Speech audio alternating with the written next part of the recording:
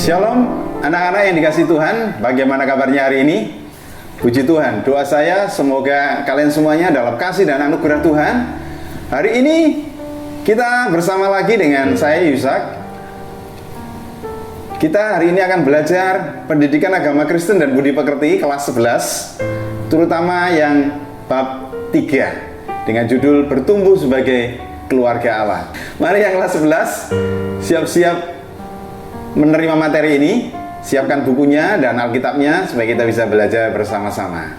Sebelum kita masuk lebih dalam, mari kita berdoa terlebih dahulu. Mari kita berdoa. Bapa di surga, terima kasih.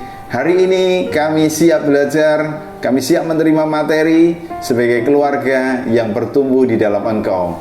Berkati kami yang menerima materi, juga yang menyampaikan materi. Tuhan berkati kami semua. Kami alaskan doa ini di dalam nama Bapa, Putra dan Roh Kudus, Allah kami yang Esa. Amin. Pelajaran hari ini tentang bertumbuh sebagai keluarga Allah. Teman-teman, minggu lalu kalian sudah mendapat materi tentang Tuhan pedoman kehidupan keluargaku. Kemudian pada yang pelajaran kedua, kalian juga mendapatkan keluarga sebagai pusat utama dalam pendidikan. Nah, hari ini kita akan belajar tentang bertumbuh sebagai keluarga Allah. Kita akan melihat tujuan pelajaran hari ini. Tujuan kita belajar hari ini adalah yang pertama, nanti kalian bisa menjelaskan makna bertumbuh sebagai keluarga Allah. Yang kedua, mengemukakan pertumbuhan yang terjadi dalam diri peserta didik secara individu yang dapat mempengaruhi pertumbuhan keluarga. Kemudian memahami dan memaknai berakar dan bertumbuh dan berbuah di dalam Kristus. Kemudian tujuannya menemukan pesan Alkitab tentang hambatan apa yang dialami dalam pertumbuhan menurut Lukas pasal yang ke-8. Yang terakhir, mendeskripsikan model pertumbuhan keluarga dengan pertumbuhan pohon. Kita sudah mengenal tujuan pembelajarannya. Di dalam buku halaman 21, di situ ada pujian yang tertulis dalam PKJ nomor 286, PKJ 286 dengan judul Keluarga yang Damai. Keluarga yang damai. Kita semuanya mengharapkan keluarga yang damai. Apa itu keluarga damai? Mari kita pujikan pujian ini.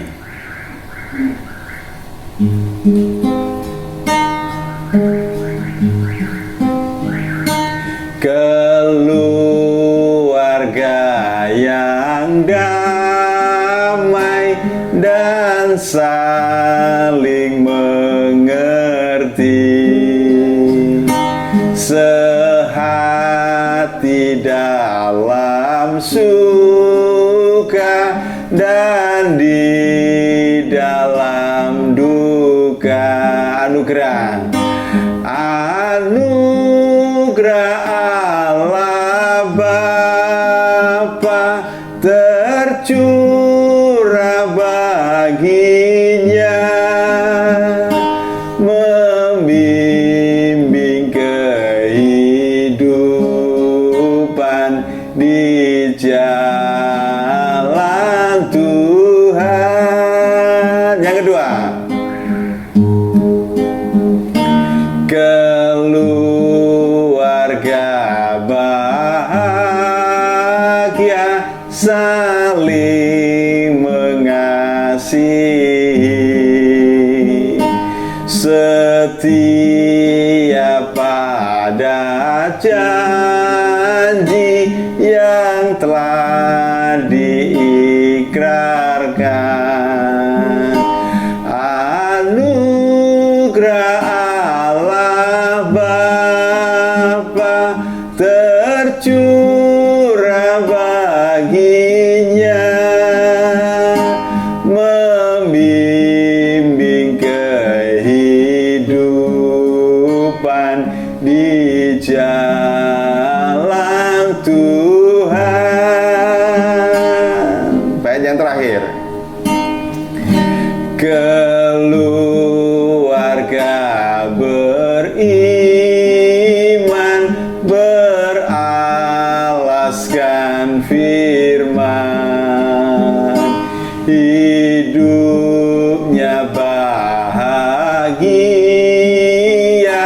damai, sejahtera. Anugerah Allah Bapa tercurah baginya, membimbing kehidupan di jalan Tuhan.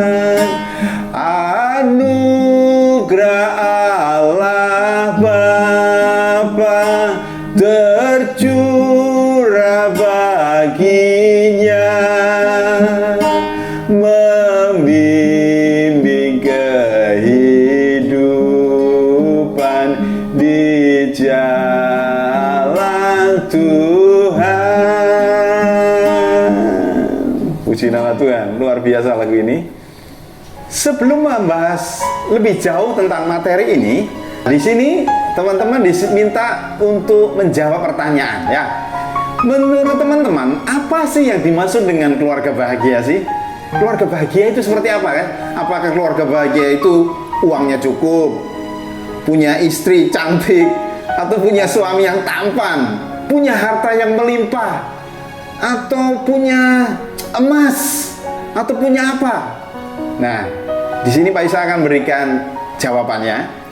Tapi teman-teman boleh berbeda ya, ini jawaban Pak Isa. Keluarga yang berbahagia adalah keluarga yang utuh, tidak terpecah-pecah maksudnya.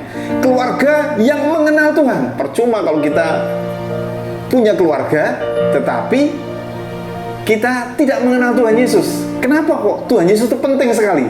Karena keluarga itu berdampak kepada kekekalan. Kita mau kan keluarga kita nanti semuanya masuk surga kan? Tidak ada yang ketinggalan. Nah, oleh sebab itu keluarga yang bahagia adalah keluarga yang utuh dan mengenal Yesus Kristus, seperti yang tertulis dalam Markus pasal 10 ayat 1-9. Allah itu menginginkan setiap keluarga kita utuh, tidak tercerai-berai, dan menikmati kebahagiaan di dalam Tuhan. Kata bahagia di sini tidak berarti kita tidak menghadapi masalah loh ya. Anti masalah, oh tidak, kita pasti menghadapi masalah, tetapi kita bisa menyelesaikan masalahnya itu, dan ada perbedaannya juga. Nah, keluarga bahagia adalah keluarga yang dimampukan oleh Tuhan sehingga bisa menyelesaikan setiap masalah dengan solusi kasih dan taat kepada firman Tuhan. Nah, di sini ada gambar, ada keluarga yang bahagia. Jadi kita mungkin sebagai anak, kita punya papa mama, kita punya kakek dan nenek, opung. Setiap orang mempunyai definisi masing-masing tentang keluarga yang berbahagia ya. Mungkin ada yang berpikir bahwa keluarga yang bahagia itu keluarga yang berkecukupan secara ekonomi. Mungkin ada juga yang berpikir bahwa keluarga yang bahagia itu keluarga yang terpandang, memiliki derajat. Banyak orang sekarang cenderung untuk mengukur dan menilai sebuah keluarga dengan apa yang dilihat oleh mata secara jasmani. Sehingga tidak heran jika banyak orang yang bekerja sangat keras, membanting tulang demi mensejahterakan keluarganya. Hal ini tidak salah, namun yang menjadi salah itu jika mereka menghalalkan segala cara untuk memenuhi keinginannya. Banyak orang yang mengambil jalan pintas untuk memperoleh harta, kekayaan, dan status sosial yang tinggi, misalnya dengan cara korupsi. Ini pasti tidak benar ya. Kita masuk di uraian materi. Amatilah dan kenalilah diri teman-teman secara mendalam. Apakah kalian mengalami perkembangan secara fisik, intelektual, emosi, sosial, dan spiritual? Jadi, kalau teman-teman ingin mendalami tentang perkembangan hidup seseorang, terutama intelek, emosi, sosial, dan spiritual, nanti teman-teman bisa belajar buku yang ditulis oleh Elizabeth Harlock. Ini pakar psikologi dan perkembangan. Dia sangat paham tentang perkembangan jiwa anak. Nah, di sini Pak Isa akan memberikan clue, pasti akan mengalami perkembangan secara fisik kalian ya. Contohnya perkembangan fisik adalah tinggi badan kalian pasti akan berubah, kecuali kalian dalam tanda kutip punya masalah fisik ya. Ada juga orang yang dari kecil ditentukan Tuhan untuk nggak bisa tinggi, dalam arti kurang sehat. Maaf, khusus dalam kasus ini. Tetapi umumnya kalian mengalami pertumbuhan fisik yang signifikan. Tinggi badan, berat badan, organ seks kalian akan berkembang juga. Ada bulu bertumbuh di ketiak, di kelamin. Kemudian kalau laki-laki itu tumbuh kumis dan jangkung. Kalau perempuan payudaranya mulai membesar. Itu pertumbuhan secara fisik. Sekarang perkembangan intelektual. Apa isinya intelektual? Khusus perkembangan intelektual yang disoroti adalah apakah kalian mampu dipimpin dengan sebuah akal sehat. Kalau kalian tekun, terus mampu hidup di dalam sebuah kenyataan, terus mampu berpikir tentang masa depan, mampu melihat peluang sebagai sebuah kesempatan, kemudian kalian rajin, memiliki inisiatif, itu masuk dalam bagian intelektual kalian. Jadi kalau kalian masuk dalam bagian ini, berarti intelektual teman-teman adalah berkembang dan bertumbuh. Secara emosi sekarang, perkembangan emosi. Kalian mampu untuk mengontrol emosi, kalian memiliki kepercayaan diri yang kuat, kemudian tidak iri hati dan sabar terhadap situasi. Sekarang perkembangan sosial. Apakah kalian mampu beradaptasi dengan lingkungan sekitar?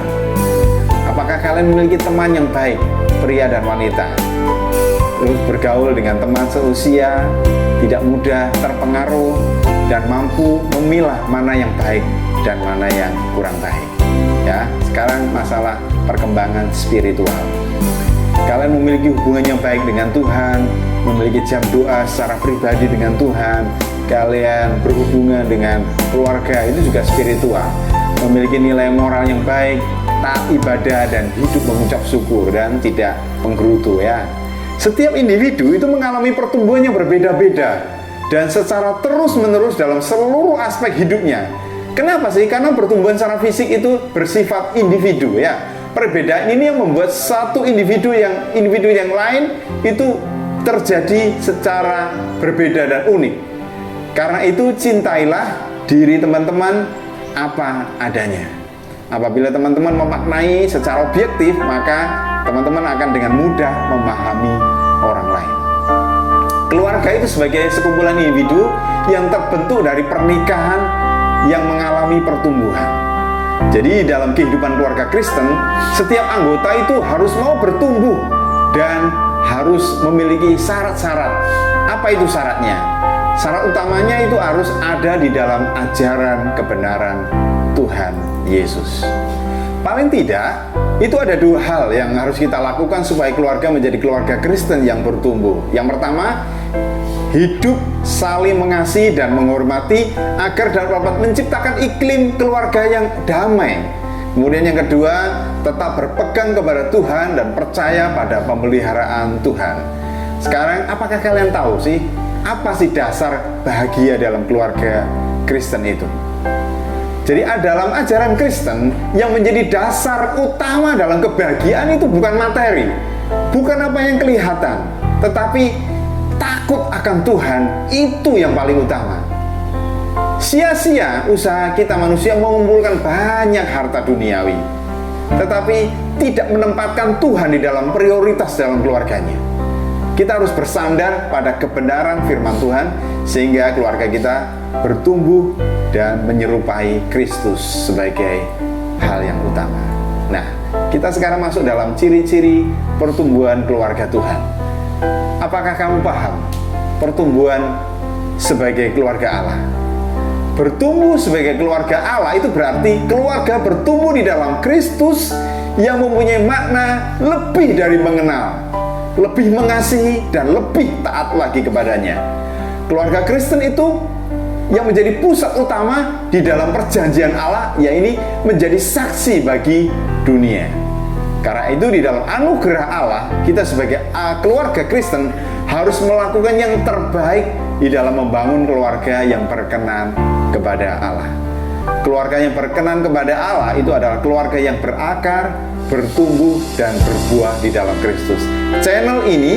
Channel YouTube ini dibangun juga supaya kalian berakar, bertumbuh, dan berbuah di dalam Kristus. Seperti dalam pengajaran Tuhan Yesus yang menggambarkan bahwa Allah itu memiliki tujuan yang jelas bagi setiap manusia yang diciptakannya supaya mereka bertumbuh dan menghasilkan buah, tertulis dalam Yohanes pasal yang ke-15.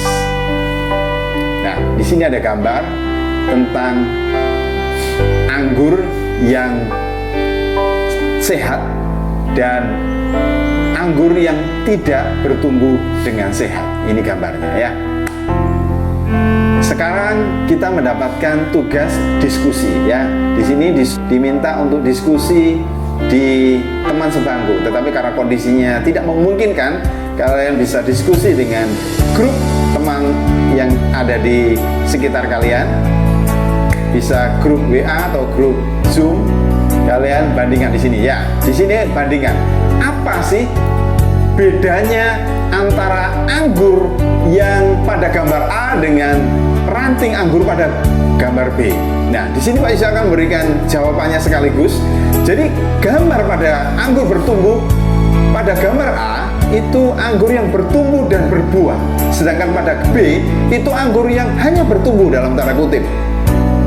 Jadi, gambar A itu adalah anggur yang bertumbuh, yang dipelihara, dirawat, dan diusahakan.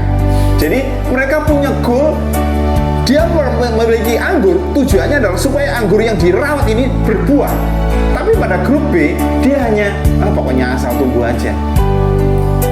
Yang penting tumbuh, buah terserah, nggak berbuah terserah. Itu grup B. Nah, ini gambaran orang Kristen yang memiliki keluarga demikian. Apakah kita akan menjadi keluarga Kristen yang bertumbuh atau hanya asal-asalan bertumbuh? Beda. Kalau kita sudah menjadi milik Kristus, kita mestinya memiliki goal supaya kita berbuah. Berbuah maksudnya apa sih? Maksudnya berguna bagi orang di sekitar kita.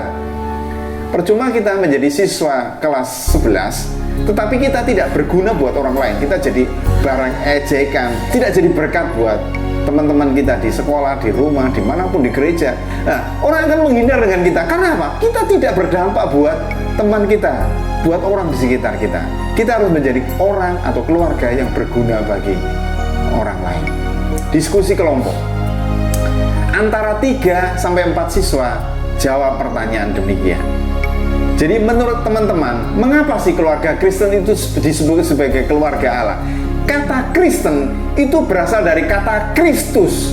Jadi Kristen itu cikal bakalnya dari Kristus.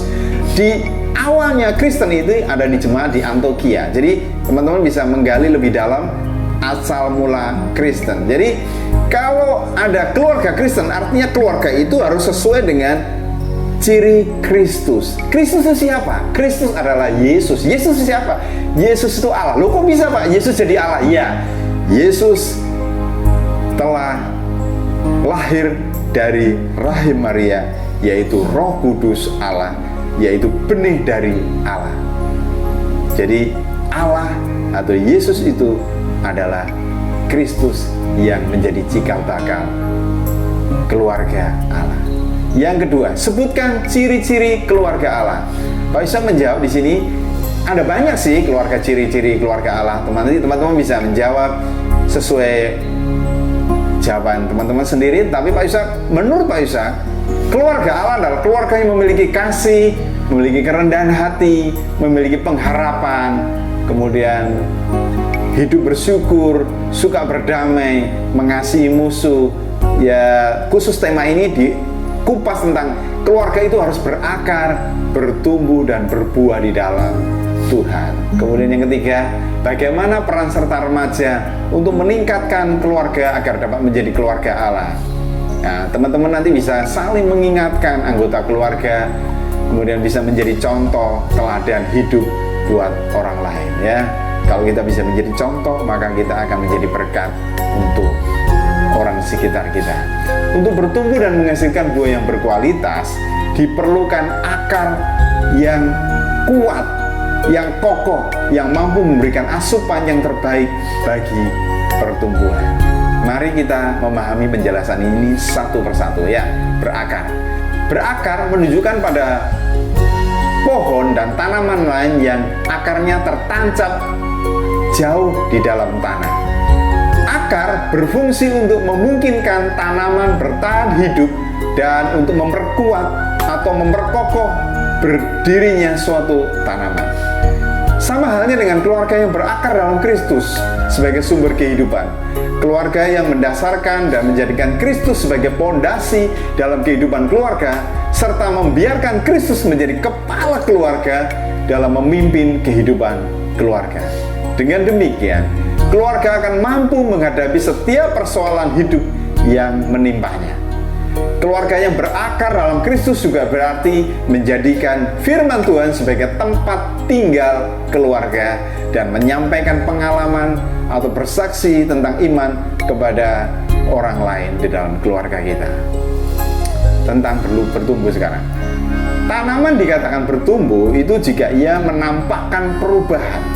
Kunci untuk bertumbuh bagi keluarga Kristen adalah mempelajari firman Tuhan, memperkatakan firman Tuhan, dan melakukan firman Tuhan dalam hidup sehari-hari. Sekarang tentang aspek pertumbuhan di dalam keluarga. Yang pertama, keluarga sebagai tempat bernaung kudus, artinya keluarga harus bersikap kritis dan menolak terhadap nilai-nilai yang merusak kebudayaan keluarga. Yang kedua, keluarga yang menyambut kehadiran Allah dalam kehidupan sehari-hari. Keluarga yang mencari tuntunan Allah yang dilakukan dalam berbagai pertemuan dan kebaktian keluarga. Yang keempat, keluarga yang menopang kehidupan religius atau rohani masing-masing anggota keluarga. Ada hambatan yang menyebabkan orang tidak bertumbuh. Ya, ini ada banyak orang Kristen datang beribadah dan sangat senang mendengar khotbah, namun hanya sekedar kepuasan intelektual tanpa memiliki sukacita dan kerinduan yang besar dalam mempraktekkan. Jadi bedanya kekristenan dengan agama-agama yang lain itu begini, teman-teman. Kekristenan itu menerapkan praktek firman Tuhan. Jadi kalau kita mempraktekkan kebenaran firman Tuhan, itu adalah orang-orang yang menjadi maunya Tuhan. Kita harus menjadi pelaku firman Tuhan, bukan penghafal kitab suci. Boleh menghafal, tetapi bukan berhenti dihafal. Mengerti boleh, tetapi bukan hanya berhenti mengerti, tetapi melakukan firman Tuhan. Jadi orang yang menjadi pelaku firman Tuhan itu adalah orang yang menjadi kekasih-kekasihnya Tuhan, mendalami firman Tuhan. Bacalah dan pelajari Lukas 8 ayat 4 sampai 15. Di sini diminta diskusikan di sini ya. Di sini teman-teman diminta diskusikan. Yang pertama, siapa dan apa yang diumpamakan Tuhan Yesus sebagai benih, tanah, dan penabur dalam perumpamaan tentang seorang penabur. Di sini Pak Yusuf memberikan jawaban juga. Jadi benih yang dimasukkan benih di dalam menurut Lukas adalah firman Tuhan.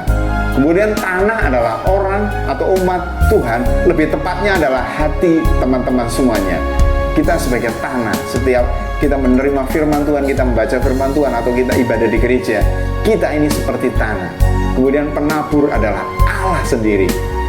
Nah, tujuan dari perumpamaan Tuhan Yesus adalah orang Kristen itu harus berbuah dan menghasilkan dampak bagi orang lain. Yang kedua, jelaskan makna masing-masing benih yang jatuh di tanah yang berbeda dalam kaitannya dengan hambatan yang menyebabkan seseorang atau keluarga tidak bertumbuh. Di sini yang pertama, benih yang jatuh di pinggir jalan. Itu gambaran orang yang telah mendengar firman Tuhan, kemudian datanglah iblis untuk mengambil benih firman itu dalam hatinya supaya mereka tidak percaya dan tidak diselamatkan. Ini hati-hati. Jadi ini adalah seperti kelompok orang Kristen. Maksudnya begini, apa ada sih Pak nanti orang Kristen yang gagal masuk surga? Ya jelas ada. Apa ada Pak orang Kristen yang giat Tuhan atau siapapun yang hafal kitab suci tetapi nanti gagal masuk surga?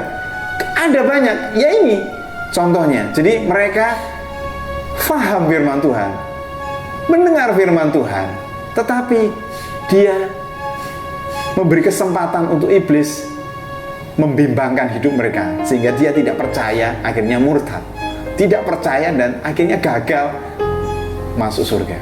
Yang kedua, benih yang jatuh di tanah yang berbatu-batu. Ini gambaran orang yang mendengar firman Tuhan, menerima dengan sukacita. Wah, luar biasa, menerima firman Tuhan, luar biasa.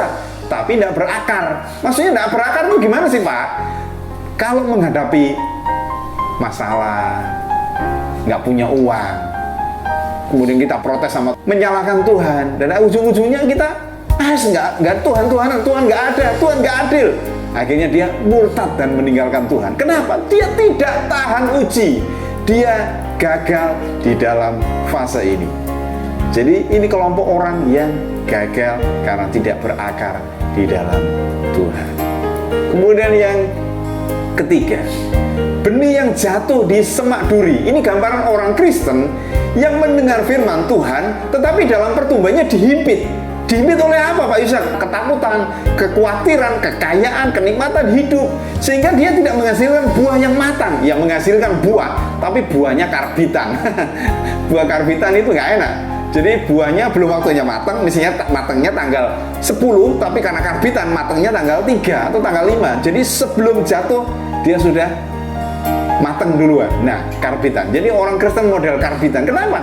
Dia tidak tahan menghadapi tekanan, kekhawatiran, kekayaan, punya uang banyak. Jadi ada orang Kristen yang dikasih kekayaan, dia tiba-tiba dapat kekayaan, tapi dia belum siap dengan kekayaan itu, akhirnya dia sombong ataupun dia gagal di dalam mengelola keuangan itu. Yang terakhir, benih yang jatuh di tanah yang baik. Nah, ini yang dimaksudkan Tuhan. Jadi adalah seperti orang Kristen yang mendengar firman Tuhan, menyimpannya di dalam hati, kemudian bukan hanya menyimpan, tetapi dikelola terus sampai dia bertumbuh dan menghasilkan buah di dalam ketekunan. Nah, ini kuncinya. Banyak orang gagal, kenapa? Karena tidak tekun. Banyak orang tidak sukses, kenapa? Karena tidak tekun. Makanya ada istilah rajin, tekun. Itu kata-kata yang saya suka sekali. Jadi kata-kata tekun, rajin, hati-hati, berterima kasih, itu kata-kata yang luar biasa. Kalau teman-teman mau mendalami kata ini, oh luar biasa. Siapa yang tekun pasti mendapat. Siapa yang setia, nah itu juga tambah lagi. Siapa yang setia sampai akhir, mendapatkan upah, masuk dalam kerajaan surga. Nah, seperti itu ya. Yang ketiga, amatilah keluarga. Nah, ini sekarang teman-teman diminta mengamati keluarga teman-teman sekarang. Apakah keluarga teman-teman masuk dalam kategori yang pertama, jatuh di pinggir jalan, dicuri oleh iblis sehingga gagal? Yang kedua, apakah keluarga teman-teman ini masuk tanah yang berbatu-batu? Kemudian yang ketiga, di tengah-tengah semak duri. Kemudian apakah masuk dalam kelompok jatuh di tanah yang baik? Nah, yang bisa menilai adalah teman-teman sendiri. Tuhan, keluargaku masuk kelompok yang mana, Tuhan? Atau lebih tepatnya, Tuhan, saya masuk kelompok yang mana? Kalau masuk dalam kelompok kategori 1, 2, 3, maka kita harus mengubah konsep kita, karena Tuhan menghendaki kita menjadi orang-orang yang setia, tekun di dalam kebenaran firman Tuhan. Yang keempat, apa yang dapat teman-teman lakukan? Nah, ini tuntutan ini. Teman-teman harus melakukan apa supaya kita sesuai dengan Lukas pasal yang ke-8. Kalau menurut Pak Yusak sih, teman-teman harus evaluasi diri. Oh, saya ini gagal di kesetiaan misalnya. Oh, saya ini gagal di sombong. Oh, saya ini gagal di tidak tahan uji. Nah, maka belajarlah bagaimana supaya kita bisa tahan uji. Bagaimana kita bisa tidak khawatir. Bagaimana kita bisa tekun dan setia. Maka kita harus rela diseleksi atau dikoreksi oleh teman kita, orang tua kita, atau guru rohani kita di sekolah atau di gereja, ya. Maka kita akan menjadi orang-orang yang naik level. Kita menjadi orang-orang yang kuat berakar di dalam Tuhan. Berbuah sekarang. Sebuah pohon itu bisa menghasilkan buah. Jadi keluarga kita juga dituntut untuk menghasilkan buah yang sudah berakar dan bertumbuh sebagai keluarga Allah. Buah yang dikehendaki Allah itu untuk menghasilkan keluarga yang menjadi kesaksian bagi dunia ini. Kita harus menjadi berkat buat dunia atau orang di sekitar kita, terutama orang yang belum mengenal Tuhan. Buahnya sekarang, buah yang dihasilkan dalam keluarga itu apa sih Pak Ishak? Yang pertama adalah mencerminkan kasih Tuhan di dalam kehidupan keluarga kita sebagai wujud kasih keluarga Allah. Yang kedua, menerima dan berkomitmen sebagai keluarga yang baik, yang saling mengasihi tanpa syarat. Jadi kalau menolong tanpa syarat, kamu tak tolong ya, tapi nanti kasih uang ya. Nah, itu bersyarat. Yang ketiga, pengukuhan dan dorongan antara anggota keluarga untuk menemukan kelebihan dan bakat masing-masing sebagai karunia Tuhan. Kata growth itu berarti pertumbuhan yang memiliki makna yang diterapkan dalam kehidupan Kristen. Grow, ini ada singkatan. G itu go to God in daily prayer. Artinya menghadap atau berkomunikasi kepada Allah dalam doa setiap hari, setiap saat maksudnya. Kemudian R-nya read God's word every day, artinya membaca firman Tuhan setiap hari. Yang ketiga, obey God moment by moment, artinya taat Allah setiap saat. Yang W-nya witness for Christ by our life and word, artinya memberi kesaksian tentang Kristus lewat kehidupan dan ucapan kita. Kita harus menjadi berkat lewat perkataan kita. T-nya adalah trust God every detail of our life, artinya mempercayakan setiap detail kehidupan kita kepada Allah. Yang terakhir, Holy Spirit, allow Him to control and empower our daily life and witness, artinya membiarkan Roh Kudus mengendalikan serta memperdayakan kehidupan serta kesaksian kita sehari-hari. Nah, ini ada gambar berpikir secara kreatif. Gambar pohon ini adalah gambar pohon yang subur bertumbuh. Orang benar diumpamakan seperti pohon yang ditanam dekat aliran air yang berdaun lebat, berbunga dan berbuah pada musimnya. Jadi kalau pohon itu ditanam di pinggir aliran sungai, pasti pohon itu lebat. Saya belum pernah menemukan orang nanam pohon di pinggir sungai, kemudian pohonnya itu kerdil atau tidak berbuah. Saya tidak pernah, kecuali bunga. Kalau bunga tidak bisa menghasilkan buah. Dalam arti begini, setiap pohon, misalnya pohon jambu atau pohon mangga ditanam di pinggir sungai, maka pohon itu akan menghasilkan buah. Maksudnya seperti itu. Demikian juga, sungai itu gambaran Allah. Jadi kalau kita dekat dengan Allah, maka kita akan bertumbuh dan berbuah. Maksudnya demikian. Di sini ada tugas, bentuklah kelompok terdiri dari 3-4 orang, diskusikan mengenai apa saja dalam pertumbuhan keluarga yang termasuk dalam akar, batang, serta buah pada setiap pohon. Kaitkan menurut Mazmur pasal 1 ayat 1-6. Nah, tugas ini kalian kerjakan nanti, kemudian kirimkan ke gurunya masing-masing. Perhatiannya di sini adalah teman-teman nanti harus kerjakan dengan kreatif dan menarik, karena gurumu nanti pasti akan tertawa terbahak-bahak melihat presentasimu yang dahsyat dan luar biasa ya. Teman-teman, materi kita sudah selesai. Tiba saatnya Pak Ishak memberikan rangkuman. Berakar, bertumbuh dan berbuah di dalam Kristus adalah suatu hal yang diinginkan Allah terjadi dalam setiap manusia ciptaannya, termasuk keluarga kita. Individu dan keluarga tidak dapat bertumbuh dan berbuah kalau tidak berakar dalam Kristus. Berbuah dalam hubungan dengan Kristus mempunyai makna lebih mengenal Dia, lebih mengasihi dan lebih mentaati Allah.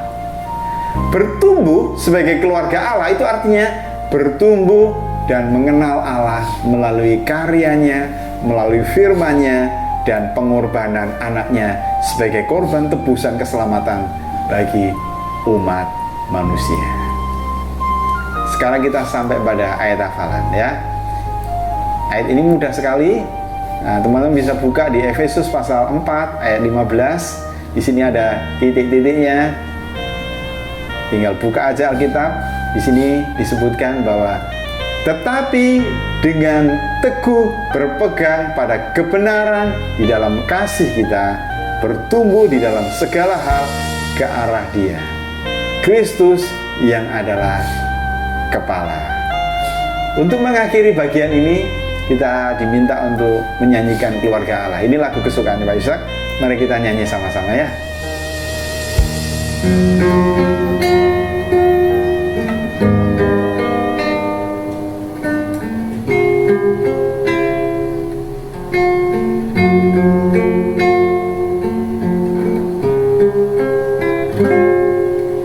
Kami datang di hadirat-Mu, menikmati kasih-Mu,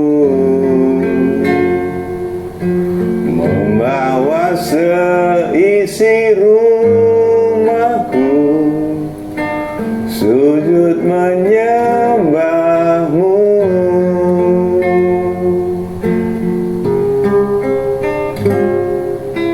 Kami datang di hadirat-Mu, menikmati kasih-Mu,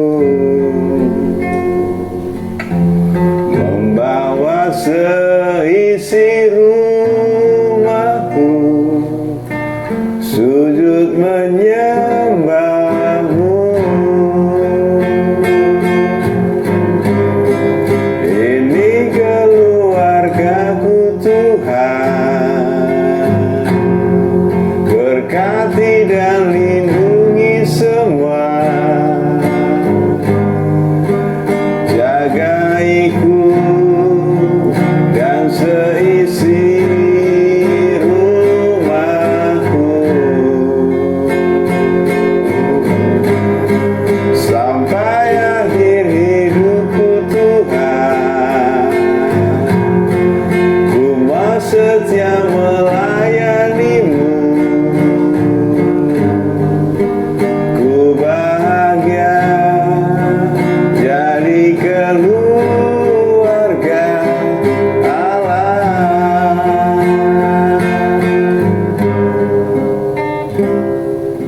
Kami datang di hadirat-Mu, menikmati kasih-Mu,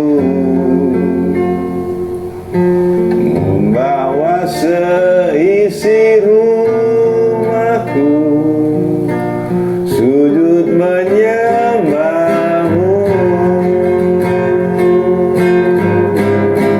Ini keluargaku Tuhan, berkati dan lindungi semua,